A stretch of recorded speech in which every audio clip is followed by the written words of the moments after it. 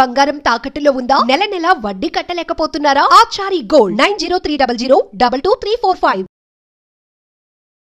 నమస్తే, welcome to magnet TV. నేను ఆదిత్య. ప్రవీణ్ దర్శకత్వంలో సమంత ప్రొడక్షన్లో వచ్చినటువంటి మూవీ శుభం. మరి ఈ మూవీ చిన్న సినిమా అనే చెప్పొచ్చు, కానీ ఎప్పుడు లేనిది కొత్తగా 2 days ముందే ప్రీమియర్ షో కూడా వేయడం జరిగింది. మరి ఈ షో ఏ విధంగా ఉంది, అసలు ప్రేక్షకుల్ని ఎంతవరకు ఆకట్టుకోగలిగారు, and Samantha first time production side కూడా కనిపిస్తుంది కాబట్టి ఎలా ఉండబోతుంది, ఇలాంటి ఎన్నో అంశాల గురించి తెలుసుకునే ప్రయత్నం చేద్దాం. ప్రస్తుతానికి మనతో పాటు స్టూడియోలో ఉన్నారు ప్రముఖ సీనియర్ జర్నలిస్ట్ అండ్ అనలిస్ట్ మహర్షి గారు. సో ఒక్కసారి సార్తో మాట్లాడదాం. సార్ నమస్కారం. సార్ సార్, సమంత అక్కినేని వారింటి దగ్గర నుంచి దూరం అయిన తర్వాత ఆమె లైఫ్ స్టైల్ మనం చూస్తూనే ఉన్నాం. ఇక తాజాగా ఆమె శుభం అంటూ ఒక మూవీకి ప్రొడక్షన్ కూడా చేయడం జరిగింది. సో ఈ మూవీ 2 days ముందే ప్రీమియర్ షో కూడా వేశారు. అంటే పెద్ద సినిమాలకే జస్ట్ 1 day బిఫోర్ వేస్తూ ఉంటారు. ఈ సినిమా చిన్న సినిమానే చెప్పొచ్చు ఒక మాటలు చెప్పాలంటే. బట్ ఎందుకు 2 days ముందు నుంచే దీనికి ఇంత హైపు, లేకపోతే ఎందుకు వేయాల్సి వచ్చింది, అసలు ఎలా ఉంటుంది అసలు? ఎందుకంటే వాళ్ళ కాన్ఫిడెన్స్ లెవెల్స్ చిన్న సినిమా కూడా కాదు, చిన్న సినిమా. ఓకే, చిన్న సినిమా ఎందుకంటే ఆ సినిమాలో యాక్ట్ చేసిన వాళ్ళు అంతకుముందు ఎప్పుడు మనకు గుర్తులేదు. అందులో ఒక ఆయన ఎవరెడ్డి శ్రీనివాస్ అనే ఆయన దర్శకుడుగా 2-3 సినిమాలు తీశాడు కాబట్టి కొంత ఆయన ఫేస్ తెలుసు. కానీ మిగతా వాళ్ళు ఎవరు మనకు నోన్ ఫేసెస్ కాదు, అంటే సినిమాల్లో ఆల్రెడీ తెలిసిన ఫేస్లు కాదు. సో వాళ్ళకి డెబ్యూ అయితే ఇంచుమించుగా సినిమా అయిపోయిన తర్వాత వాళ్ళంతా మనకు గుర్తుంటారు. అదే ఆ సినిమా ప్లస్ పాయింట్. ఓకే, నిజానికి మంచి కామెడీ సినిమా. దాన్ని ఎంచుకున్న కథని కానీ, దాన్ని నడిపిన విధానం కానీ, మామూలుగా అరర్లు ఏం లాజిక్ మిస్సింగ్స్ ఉన్నాయి కానీ అవన్నీ మనం పెద్ద పట్టించుకోకూడదు.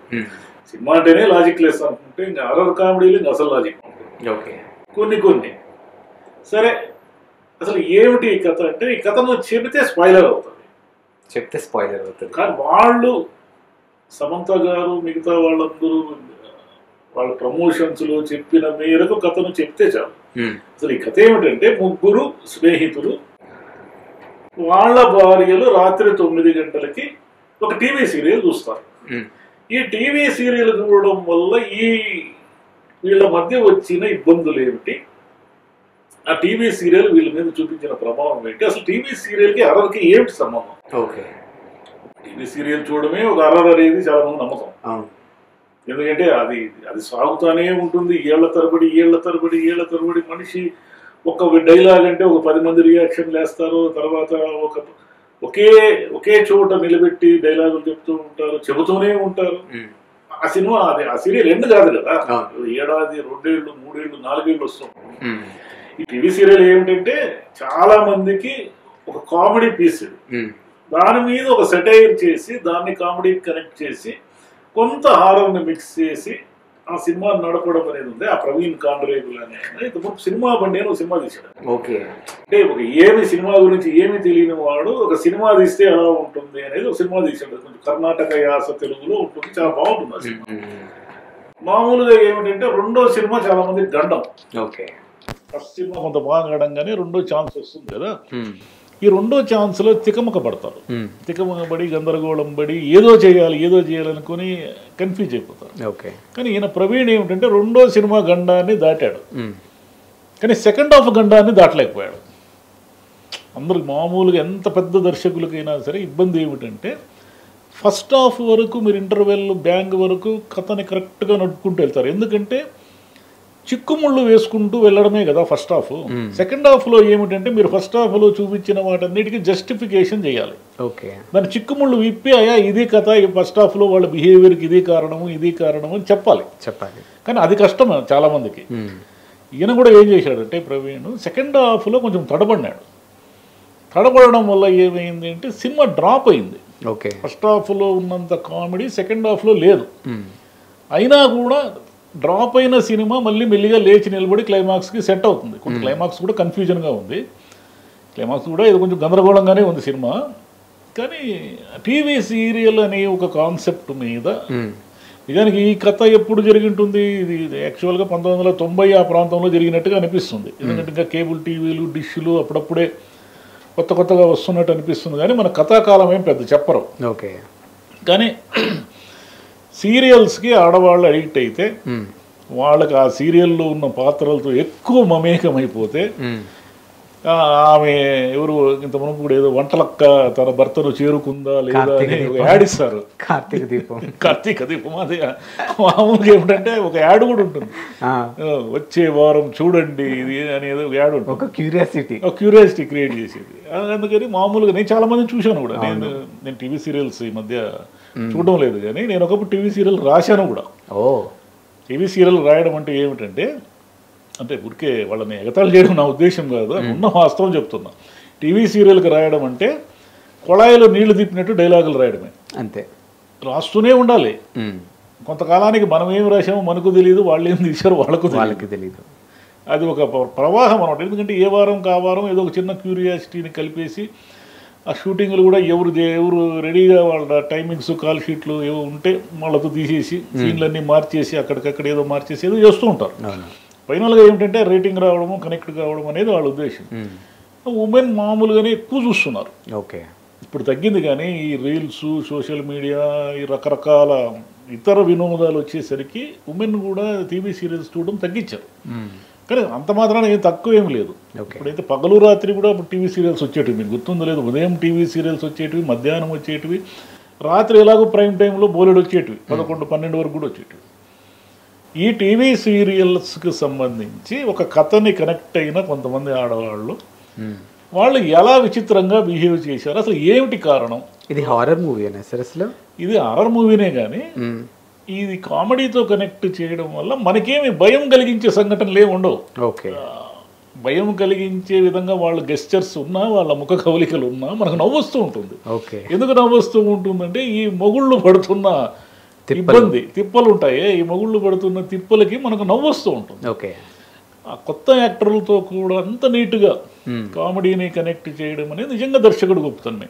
ఇంకోటి ఏమిటంటే, ఇంత సింపుల్ లైన్ ఉన్న కథని సమంత గారు ఒప్పుకొని ప్రొడ్యూస్ చేశారే.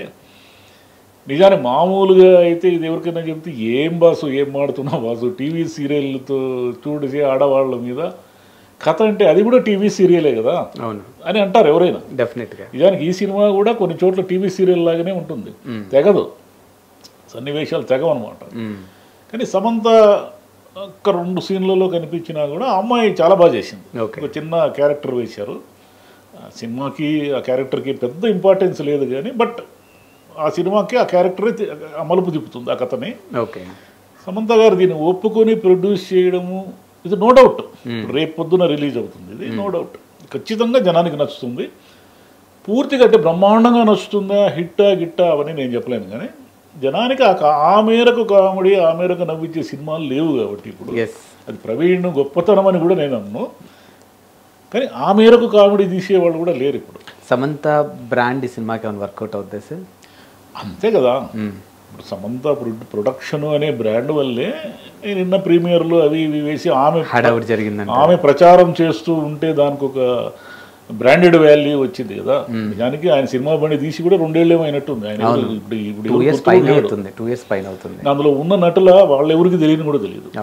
వాళ్ళు ఏదో సోషల్ మీడియాలో ఒకరిద్దరు ఫేమస్ అని అంటున్నారు, కానీ అందరికీ ఒకే తరహా సోషల్ మీడియా చూసి అలవాటు ఉండదు కదా, అది అనేక రకాలుగా ఉంటుంది. కాబట్టి హర్షిత్ అనే అతను బాగా చేశాడు, ఇంకొక ఆయన ఎవరు ఉన్నారు, ఈయన గవిరెడ్డి శ్రీనివాస్ బాగా చేశాడు. వాళ్ళు ముగ్గురు కొత్త వాళ్ళు. ఆయన అలాగూ డైరెక్టర్ కాబట్టి బాగా చేస్తారు. ఇంకా ప్రతి డైరెక్టర్ నటించాలనుకో గ్యారెంటీ ఏముండదు. వాళ్ళంతా ఏమిటంటే సహజంగా ఉంటారు. ఓకే, భీమిలి ఊర్లో జరిగే ఈ కథలో వాళ్ళు చాలా సహజంగా ప్రవర్తిస్తూ ఉంటారు. డిఫరెంట్గా కొంచెం డైలాగ్ ఏదో సినిమాటిక్గా కాకుండా ఒరిజినల్గా ఉంటారు అనమాట. అంటే బేసిక్గా ఏమిటంటే ఈ సినిమా శుభం అని పేరు పెట్టడం వల్ల అంటే ఎండ్ ఏమిటి, ఒక టీవీ సీరియల్ ఎప్పటికీ ఎండ్ కాదు కదా. టీవీ సీరియల్కి మామూలుగా నెవర్ ఎండింగ్ కదా. అంతులేని కథ అని 76లో సినిమా వచ్చింది బాలచంద్ర గారికి. అంతులేని కథ అని పెట్టి దాని కింద ఇంకా ఉంది అని ఉండేది బ్రాకెట్లో. అదేమిటంటే 2 పార్ట్ వాళ్ళు తీనేలేదు, అది వేరే విషయము. సీరియల్స్ అన్నీ కూడా అంతులేని కథలే. ఆ రేటింగ్ వచ్చినంత కాలము లాగుతూనే ఉంటారు దాన్ని ఆపరు కదా. కాబట్టి ఒక సొసైటీలో ఉన్నటువంటి టీవీ సీరియల్ పిచ్చోళ్ళ మీద ఒక కామెడీ హర్రర్ని ప్లాన్ చేయడం అనేదే ప్రవీణ్ కాండ్రేగుల అనే డైరెక్టర్ ప్లస్ పాయింట్. అదే ఆయన గొప్పతనం కూడా. ఒక చిన్న థిన్ లైన్ మీద అంత కథ నడపడము, ఆ కథని చాలా కాన్ఫిడెంట్గా 2 రోజుల ముందే ప్రీమియర్ వేయడము, అది బాగా ఆడుతుందని వాళ్ళు నమ్మడము, నిజంగానే బాగా తీశారు కూడా. మనకి ఏ ఎక్స్పెక్టేషన్ ఉండదు. సమంత ప్రొడక్షన్స్ అనే ఒక్కటి మైండ్లో తప్ప ఆ సినిమా మీద ఏ రకమైన ఎక్స్పెక్టేషన్ ఉండదు. ఓకే, ఇది ఏదో బోర్ సినిమానేమో అని కూడా అనుకొని కూర్చుంటాం, కానీ బోర్ లేదు. అది ఆ మేరకు ఎక్స్పెక్టేషన్ లేని సినిమా మాత్రం బాగుండడమే ఆ సినిమా ప్లస్ పాయింట్. కానీ మీరు అన్నట్టు ఇంతకుముందు సీరియల్స్కి కింద క్యాప్షన్స్ ఉండేవి సార్, ఇప్పుడు క్యాప్షన్స్ కొంచెం తగ్గించారు. కానీ ఇప్పుడు డైరెక్ట్ కార్తీక దీపం వాళ్ళు పెట్టేస్తున్నారు, కానీ మీరు అంటే కింద ఒక లైన్ ఇచ్చేవాళ్ళు. ఏమో నేను సీరియల్ చూడక చాలా కాలం అయింది. నేను రాత్రి చూసిందే టీవీ సీరియల్, అంటే సినిమాలో చూసిన టీవీ సీరియలే. ఓకే, అంటే ఈ చూడని వాళ్ళు కూడా కనెక్ట్ అవుతారు. మీరు టీవీ సీరియల్ చూసి అలవాటు మీకు లేకపోయినా మీ ఇంట్లో అయితే ఎవరికో ఎవరికి ఉంటుంది. ఇప్పుడు వాళ్ళ వైఫ్కో లేకపోతే వాళ్ళ మదర్కో లేకపోతే ఇంకెవరు వాళ్ళ ఇంట్లో ఉన్న ఎక్కువగా ఉమెనే చూస్తారు టీవీ సీరియల్. మగవాళ్ళు కూడా చూస్తారు, కానీ బేసిక్గా కంపారిటివ్లీ ఉమెన్ ఎక్కువ చూస్తారు, మగవాళ్ళు కొంచెం తక్కువ చూస్తారు. వాళ్ళు దాంట్లో నేను నా కళ్ళారా చూశాను.